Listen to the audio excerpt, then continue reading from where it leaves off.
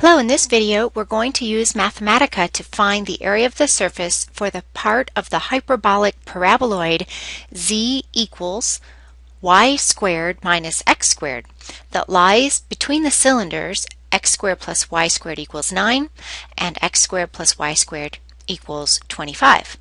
And recall that the formula for the surface area is the double integral of the square root of 1 plus the partial derivative of z with respect to x squared plus the partial derivative of z with respect to y squared dA. Okay, so let's begin. What we'll need for this integral, we'll need to do some partial derivatives.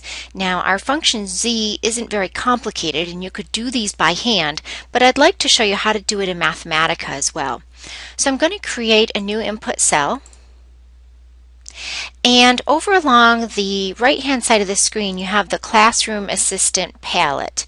And one of the things that you have in the Classroom Assistant palette, if you scroll down, there are basic commands, and I'm on the Calculus tab, and there is a command for a partial derivative.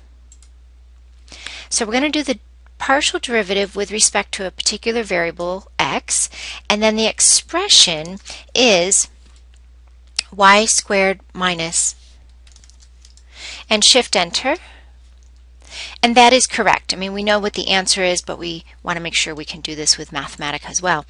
Now let's do the same thing, but we'll do it with respect to y, so I can copy paste and change that subscript to a y, and sure enough that also works out as expected. So if we're looking for the surface area, we'll need our integrand to be the square root of 1 plus negative 2x squared plus 2y squared, and then of course we're working with the area that lies between these cylinders. Okay, so let's scroll down. I've typed in a few things already.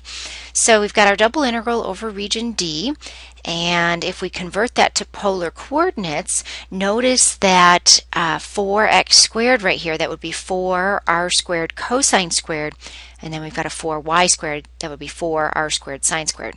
So in the next line I've pulled out that 4r squared as a common factor. I've also put in here the limits of integration for r. R goes from 3 to 5, and theta goes from 0 to 2 pi. Don't forget your r when converting to polar coordinates. Once we simplify using a trig identity, we're looking at the integrand r times the square root of 1 plus 4r squared. And again, this is not a hard integral for us to do. We could use u substitution to do that, but I'll show you how to do the double integral in Mathematica. I'm going to click a new input cell, and the first integral that I want to do is this little integral. I want to make sure things are working properly before I try to do everything all at once. So I'm going to click on the definite integral, 3 to 5, and I could copy paste, and this is with respect to r, shift enter, and we have a reasonable answer. Okay, I'm going to copy that. What I'm really interested in is the double integral. So let's click the integral sign again. My outermost integral will be 0 to 2 pi and d theta. And the expression that I want to integrate with respect to theta is the integral with respect to r. And that concludes our example.